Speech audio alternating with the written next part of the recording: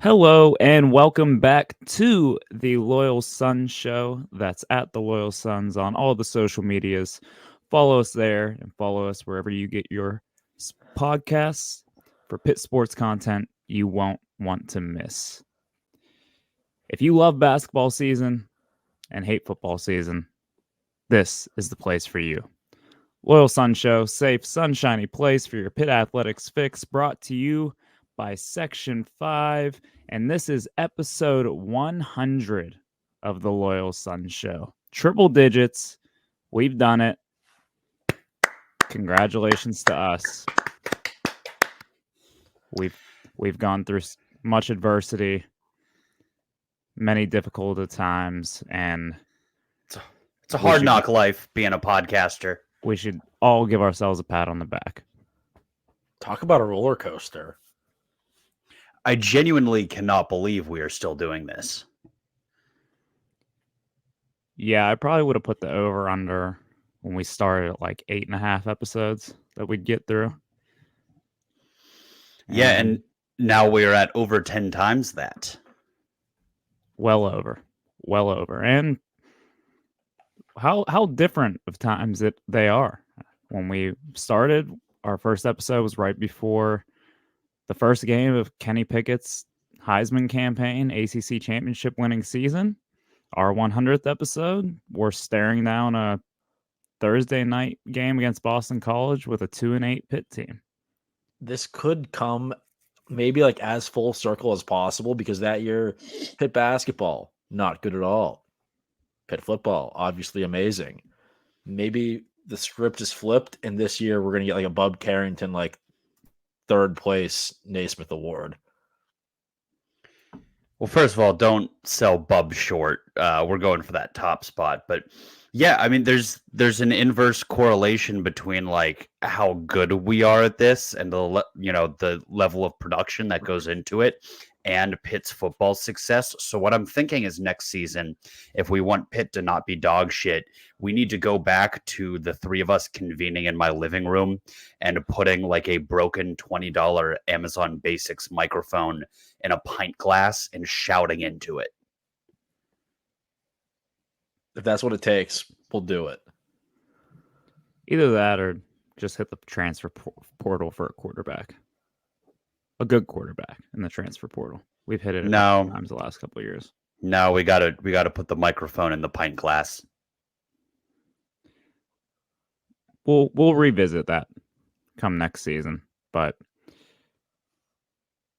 I think we have to move on with the show. And I mean, this is where legends are made. How much can you talk about a 2-8 football team and keep people interested? So let's do our jobs. Dylan,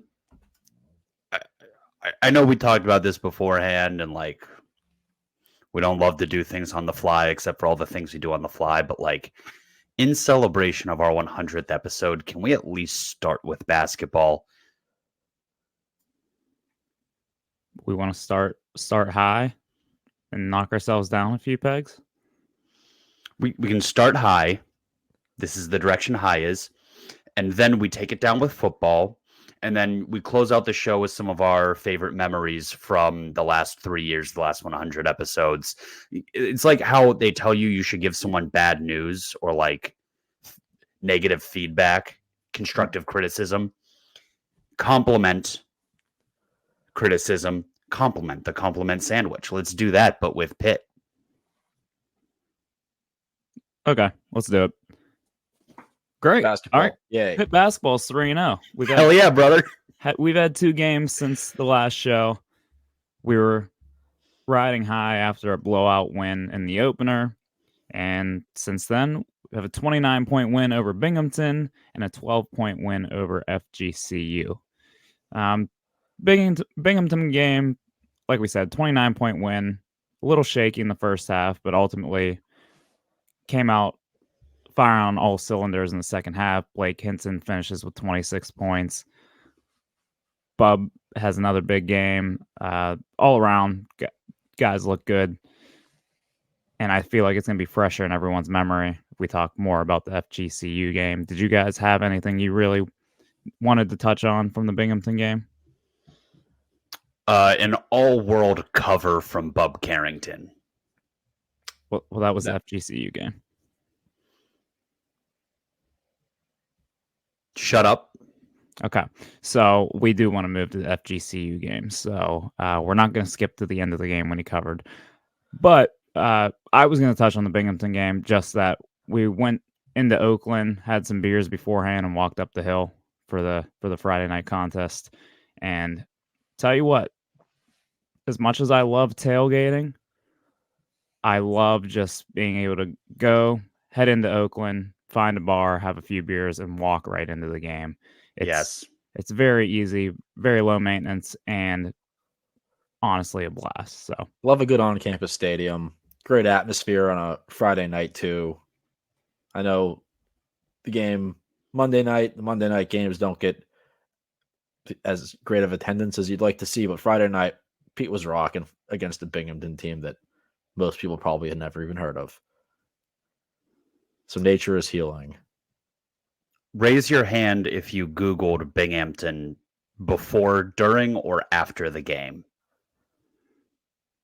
I was kind of familiar with them. They've made the tournament in the past, and Pet Cash on their team played for Pine Richland, so I was familiar with his game.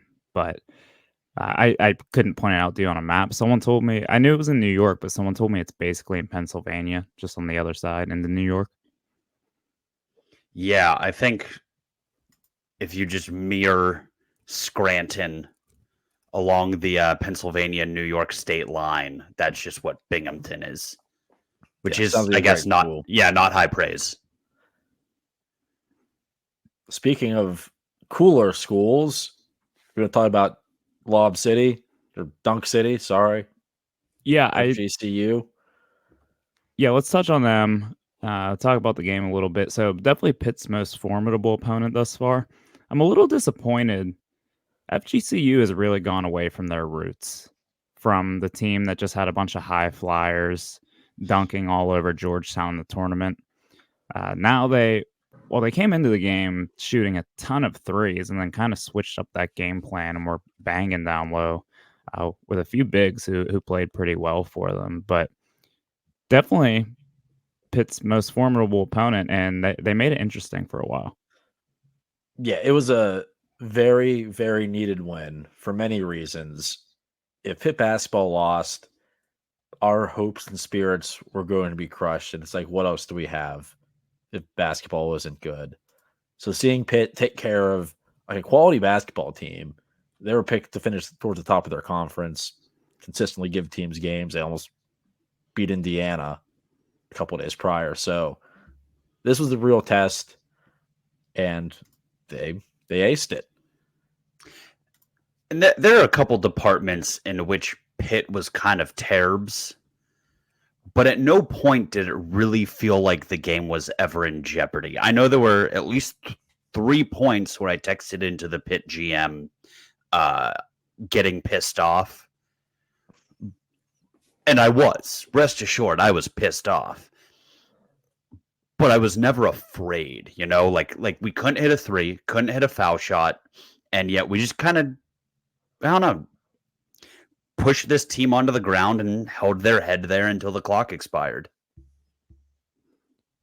Yeah, it was.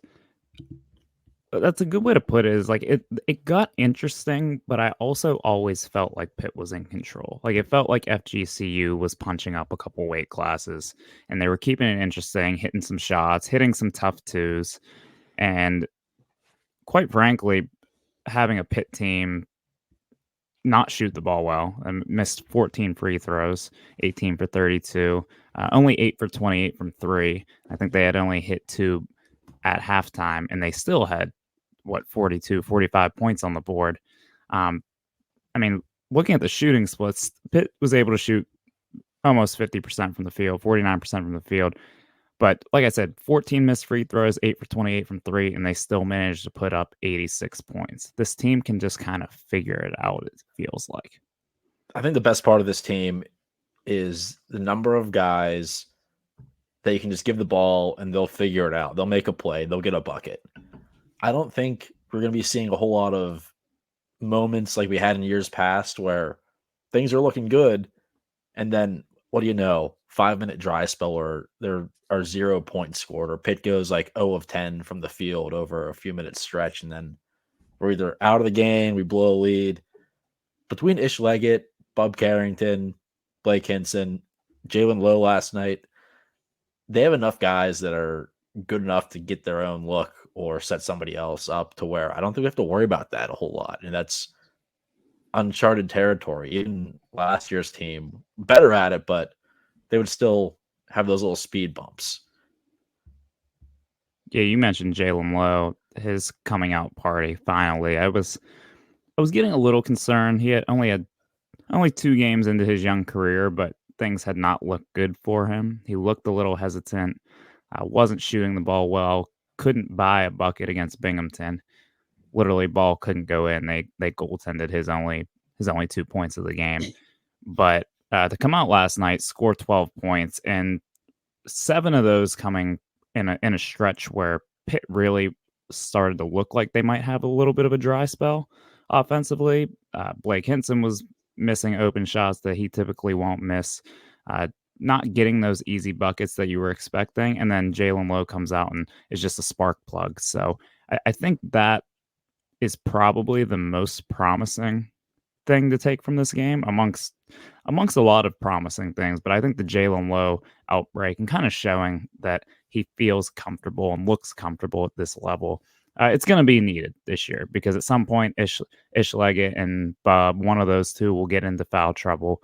We'll need Jalen to play extended minutes, and knowing that he's comfortable running the show, going and getting himself a bucket, setting other guys up. I mean, the first real play he made of the game was he attacked left, drove baseline, and then dropped it off to Guillermo for an easy dunk. That was the first play that seemed like it really got him going, and being able to run the offense, we're going to need that from Lowe this year. Do you guys remember what our biggest question mark was going into the season? I believe it was the point guard position. Those freshman guards. Mm-hmm. Now we've got 3. What became of that? I think it's the strength now. We've got 3 legit playmakers. Bub Carrington, amazing decision maker off like the pick and roll. There was a couple stretches throughout the first 3 games where he's coming off of a screen. They're swinging it back to Hinson in the corner, dropping it down low to Fetty, or he's just taking his own shot. So he's all ACC point guard in my eyes right now. He's a problem. But Lowe and Leggett, if they can get that out of Lowe and spurts, amazing. Ish Leggett, I didn't know he was a great playmaker like that too. He had a great assist to Fetty, couple lobs. Another to Zach Austin. He threw a couple lobs last night. Yeah, there's only so much. There's only so much you can gain from those early season bye games in college football or basketball. Obviously, you hope to win. They're free wins, usually. You hope no one gets hurt. You hope you beat the hell out of those teams as you should be. It's kind of a lose-lose, though, because, it's like I tell my dad whenever he wants to fight, like, Dad, I'm either beating up an old man or getting beat up by an old man. That's the analogy I would use for these bye games. But there's not really a ton you can take away from them unless you're winning by 100. I will say, though, finding out in the first 3 games that the absolute biggest question mark about your team is unquestionably the strength of your team, that has to, aside from winning those 3 games handedly, that's about as best case scenario as possible. And also, for the record, I can beat up my dad. Questionable. Sponsor of the show. Can't have the sponsors upset, so I'm going to side with your father here. Irregardless, is you couldn't have scripted this up better. Everybody's asking about the young backcourt of the University of Pittsburgh. Well, not everyone, because even though we were awesome last year, we are once again an afterthought coming into this year. But Bub Carrington looks like he could legitimately be a first rounder in the upcoming NBA draft. And Lowe and Leggett are no slouches either. Like this is a legitimate threat in the front court.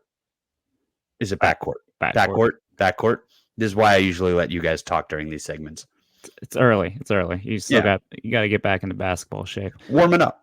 I think Bub, we're going to talk about him endlessly this year. And I think the big surprise to me, I knew he could shoot it, but how well he's been just running the show offensively. Squid, like you said, making good decisions. The dribble handoff stuff is very encouraging. He's coming off these dribble handoffs, making the right reads, finding shooters, finding big men rolling. And then Ish Leggett being what I don't know what I was expecting from him this year. Only got to watch some clips from Twitter, from YouTube of his time at Rhode Island. And I was like, okay, is this guy just going to be a guy who can score for us, offer us some additional scoring? And that's going to be his role. But the FGCU game, he was the gutty veteran that this team needs. He was getting extra possessions, rebounding the basketball. He was setting guys up to score, get easy buckets. He was calming down the young guys late in the game when things started to get a little bit hectic. He was the one grabbing the ball, saying, slow it down. Let's get set. Let's get in the half court.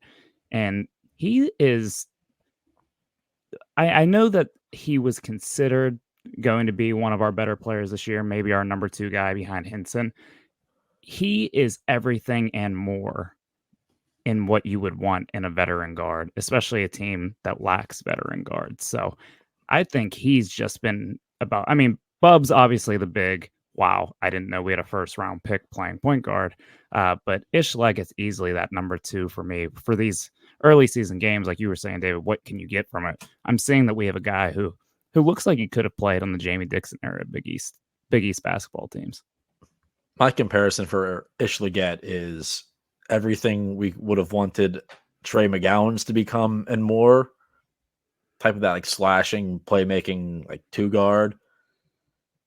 But I think you hit it on it there, Dylan. He doesn't flinch whenever things get tough. He came out of the game. He had a really great assist early on. Coming into the second half, FGCU was within single digits. Throws back-to-back lobs. End of the game, we had that bad stretch where FGCU kind of made it a game. Ish gets the ball, gets a bucket, gets fouled. Jamari's Burton-esque bucket, I will say. JB was that guy last year who, if the other team went on a run, it's like, okay, give me the ball. Let me go get us a bucket. We need one right now. And you're just back in business.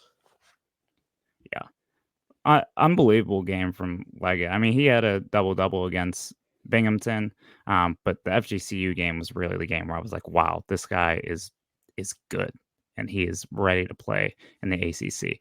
One more guy that we would be remiss to not discuss, and I think I may owe a bit of an apology to, Will Jeffress.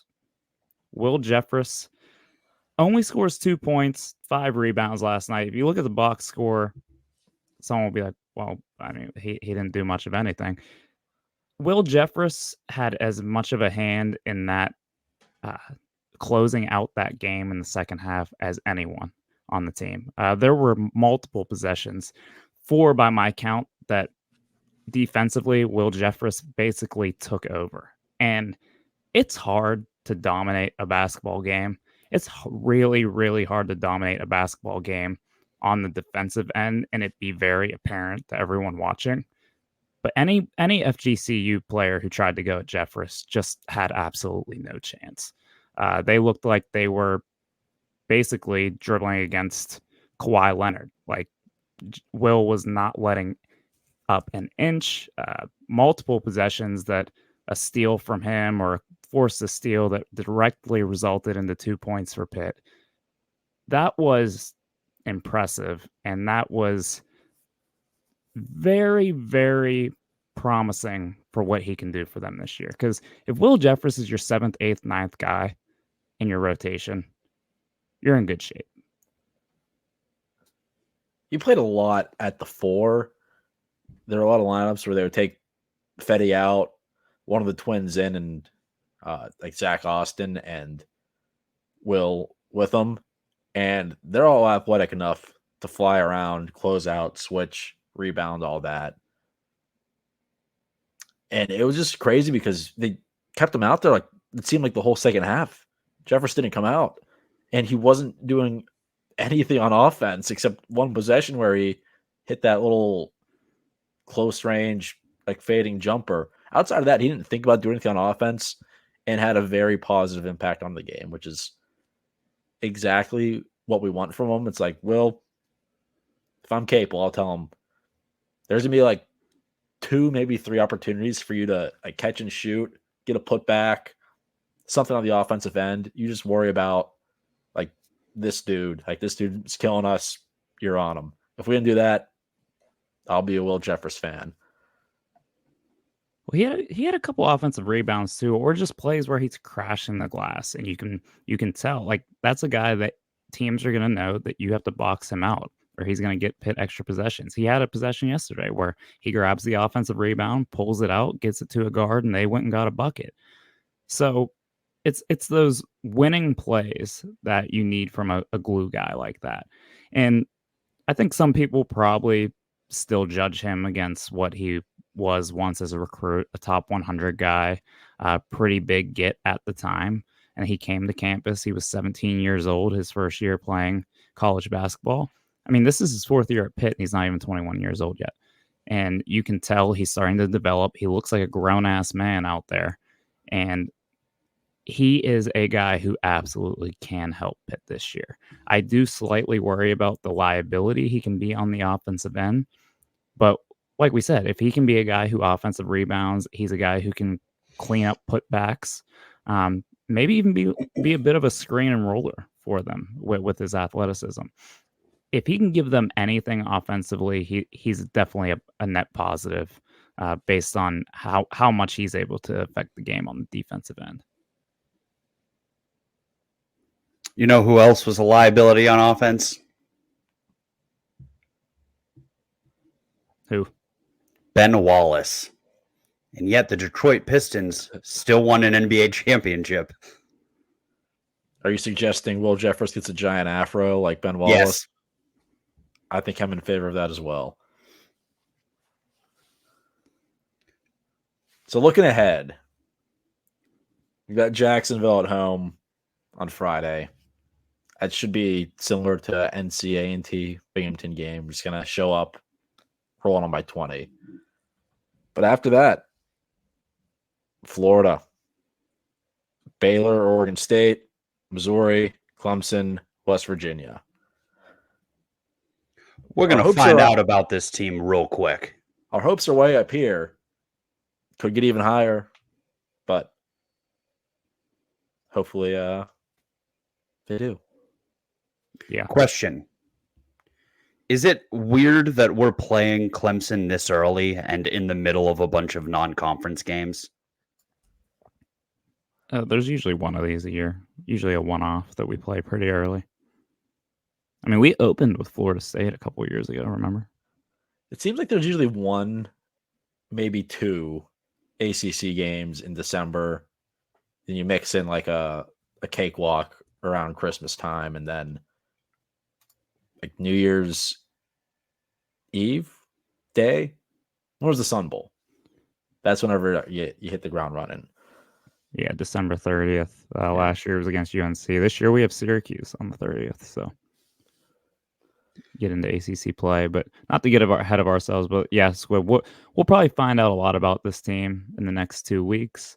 And since you do have that kind of the season broken up like that, you'll go back over winter break with a few of the mid-major, low-major teams again. But hopes are high in Oakland for Pitt basketball right now, and we need them more than ever.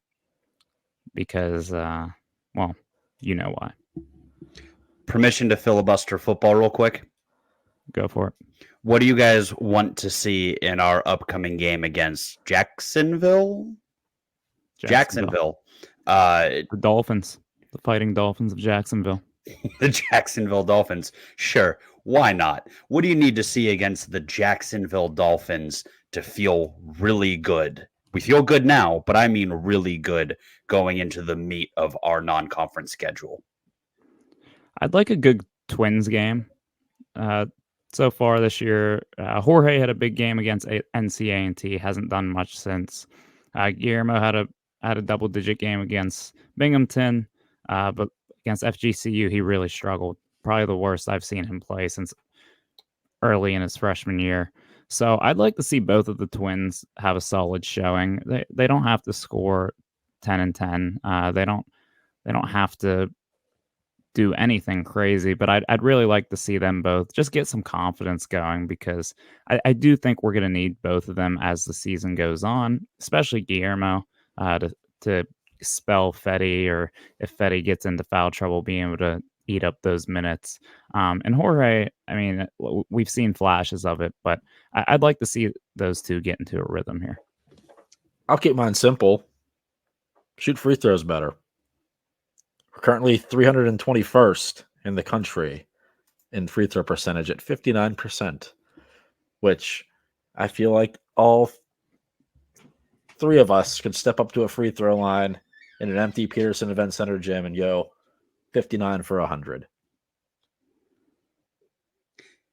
Usually I hate when people say stuff like that, like, oh, I could have made that pass. I could have made that catch. I could have made that shot. No, I agree with you. I really do think, especially the three people sitting here right now, could go over 60% shooting foul shots. But no, I agree with both of you. I actually thought of both of those things, but more specifically, I really need to see something from the bigs, because it felt like at points even Fetty was getting pushed around a little bit.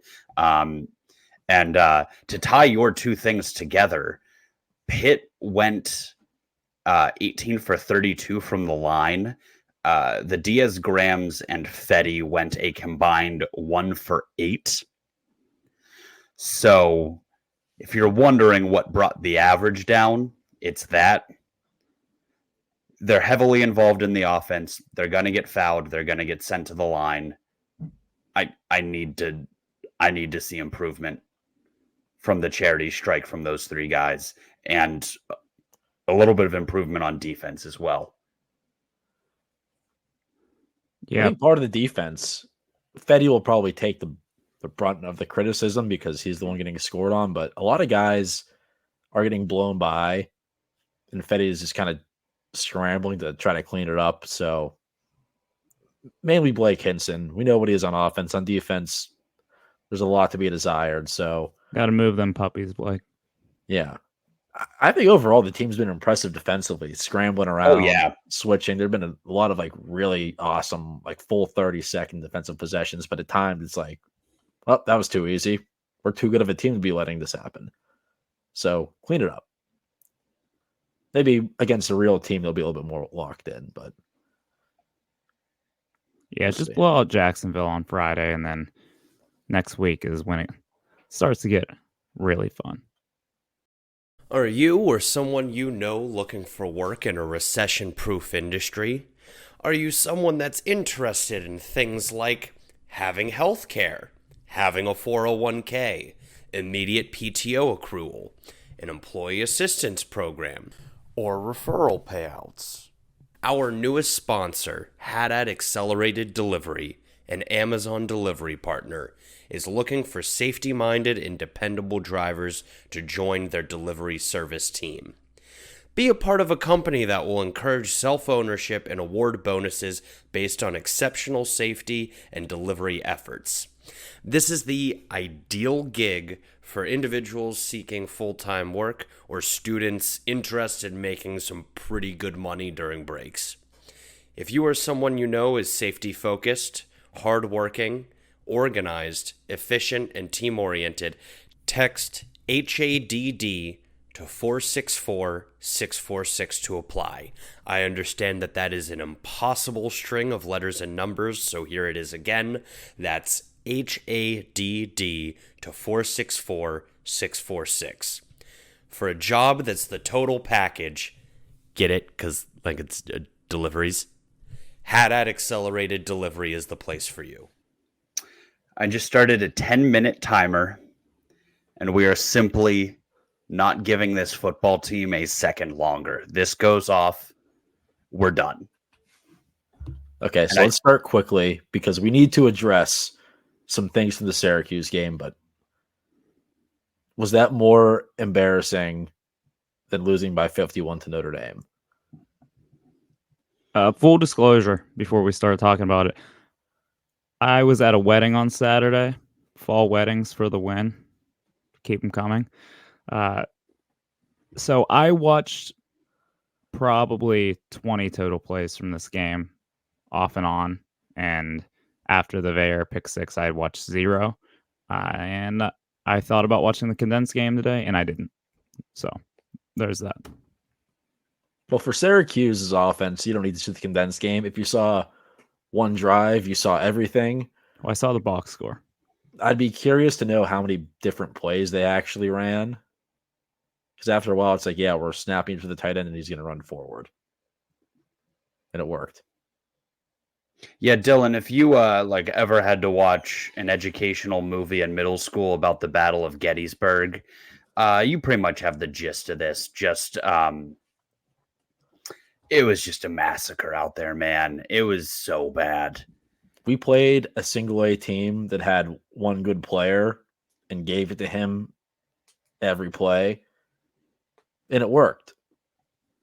Well, to be fair, Clareton won like 60 straight games running what Syracuse ran. But that's because they were massively more talented than the teams they played. That was Tyler Boyd. They had Tyler Boyd taking those direct snaps and running against kids at like 50-person Catholic schools, like schools that could barely field a team. Well, and that's what Syracuse did to the University of Pittsburgh without Tyler Boyd.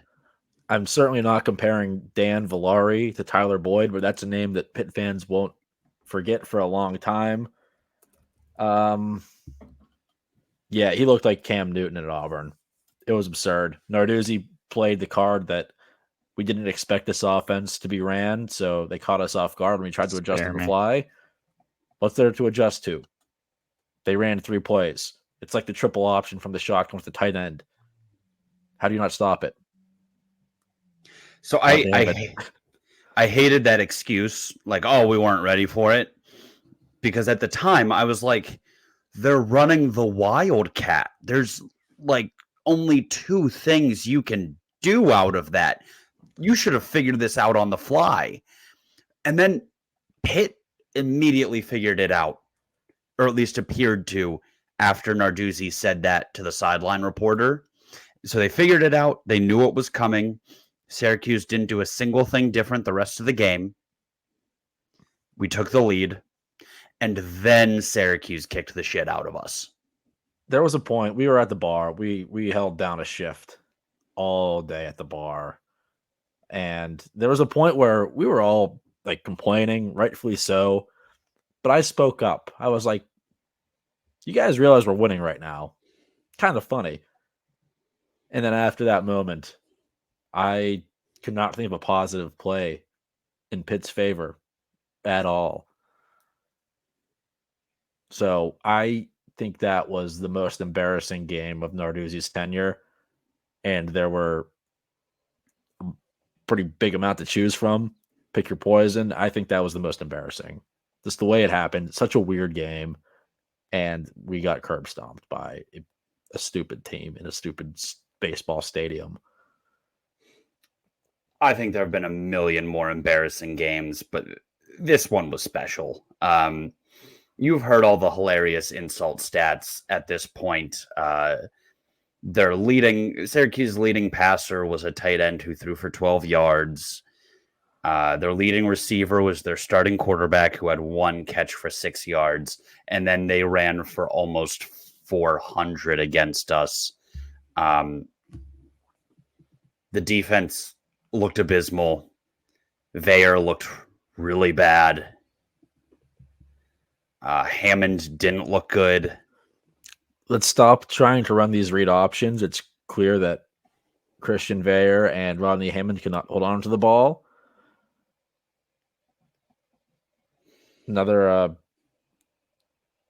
Just another masterclass Frank Signetti game of what on earth are we doing? Nothing is working. How is not a single thing working? How do we not have a plan B again? How do we keep losing? So What is plan A, though?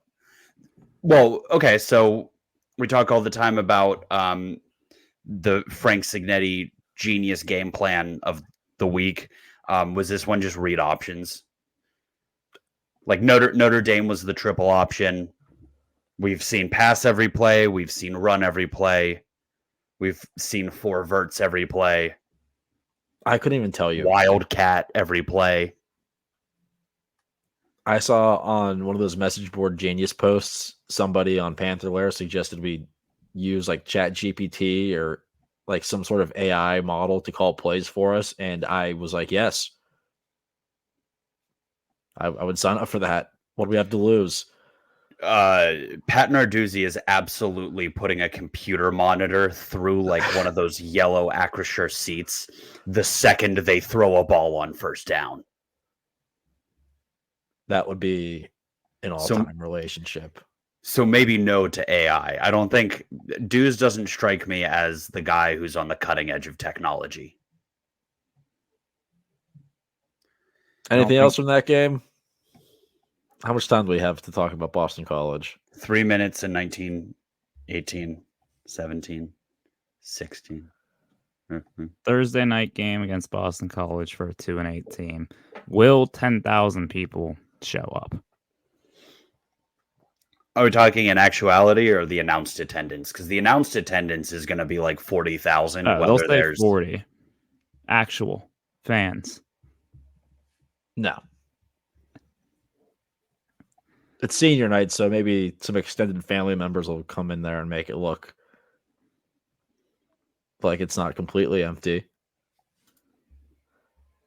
What a shitty senior day. Dude. Thursday night, Boston College, haven't won a game. And it sucks too, because there's seniors on this team who played like a pivotal role in winning an ACC championship. Like Marquez Williams is going to have to walk on this senior day in front of 5,000 people on Thursday night, despite being a starter on the best Pitt team in the last half 4 of his years. life on this team. Yeah. Devin Danielson. I mean, he's a guy who's played here for 6 years. Jake Cradle protected Kenny Pickett. Jake Cradle. Rodney Hammond scored a touchdown. Oh, wait, he's not senior. Never mind. Yeah, this is probably his last home game at Acrisure anyway. Fair enough. Senior day is weird. Like, who's walking? Some of these guys can come back still. We'll see. Is Phil walking? Is Phil playing? That brings up another good question. Who plays quarterback the most? Okay, if you could vote right now, who do you want starting quarterback Thursday? Who are we going to vote, or who do we think? That's actually, we should, that'll be good for the sports book. The sports book that we don't do on the show anymore because this team sucks so bad it's not worth 20 minutes. Right. Well, I vote Phil. Just for the comedic possibilities. It's against his old team, Boston College. It's senior day. For entertainment value, I'd say yes, because it'd be funny if he played well and you could be like, oh, why'd you bench the guys? Would have won all those games for us. No. I don't know. Christian Veyer not being able to hold on to a read option all year has irked me a lot. I'm not selling my stock on him But I say we trot out Nate Yarnell and let him start this one and see what happens. And then we can always go back to Veyer off the bench. I agree. We aren't going to get a good look at Yarnell against Duke because Mike Elko will probably scheme up something sweet and he would get killed. So it would be not a great perception of him. This is the last chance to get to see a new quarterback against a terrible team and time.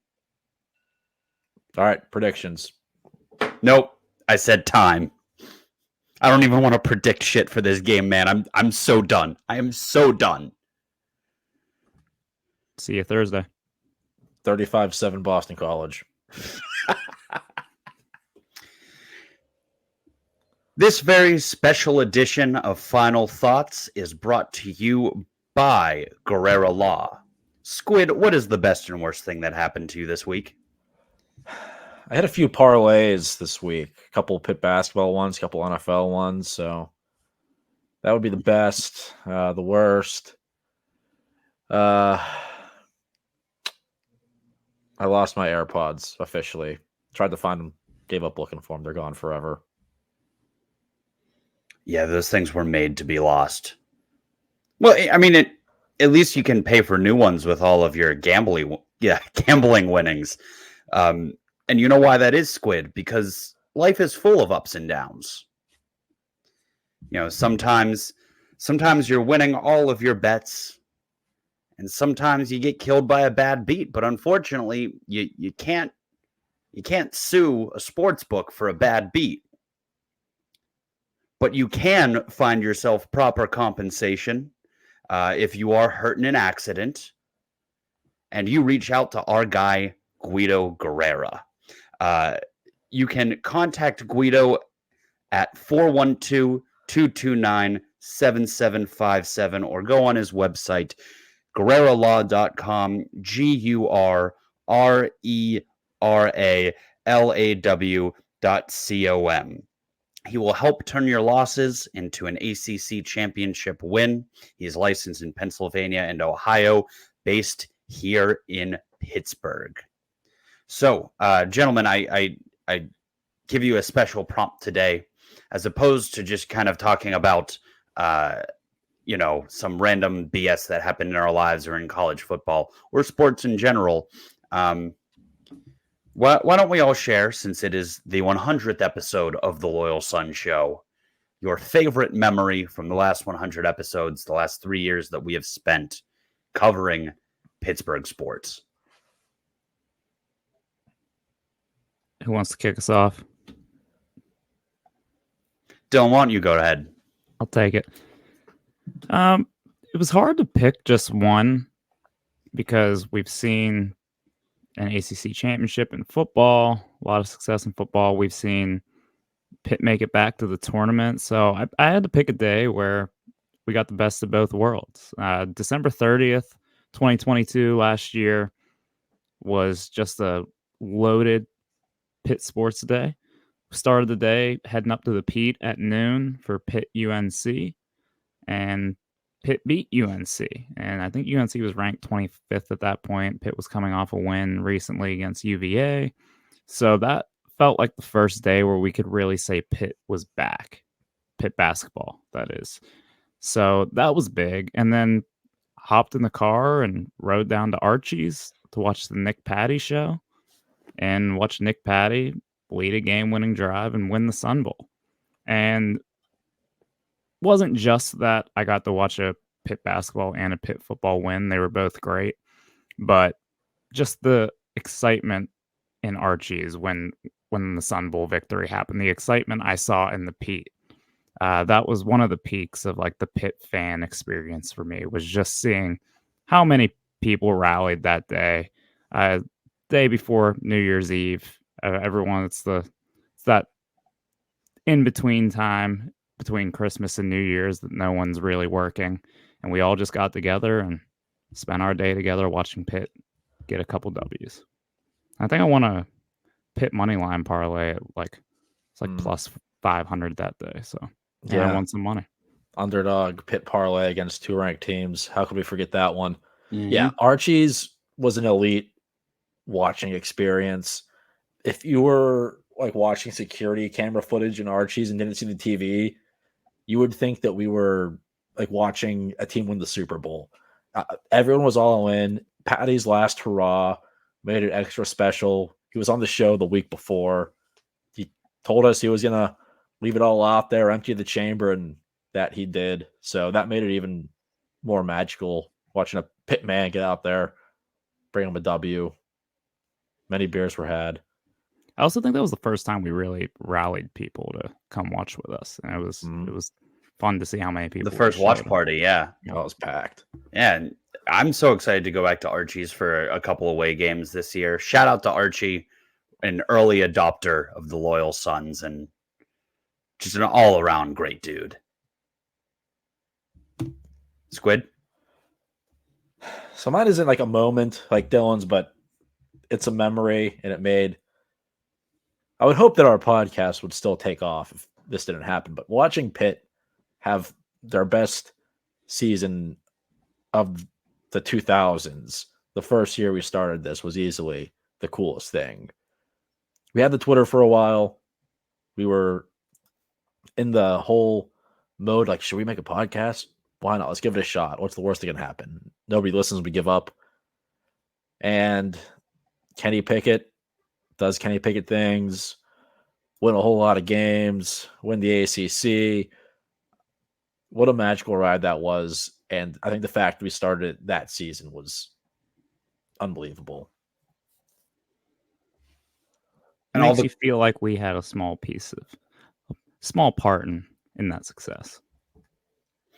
Yeah, that's the cool thing about, like, to me, the coolest thing about doing the show has been actually feeling like we're a small part of Pitt Athletics, like getting that access, learning shit about, college athletics we didn't know before. I mean, think of how, like, the NFL players, the childhood heroes we've had on the show, specifically that season. I mean, Jordan Addison's in the NFL.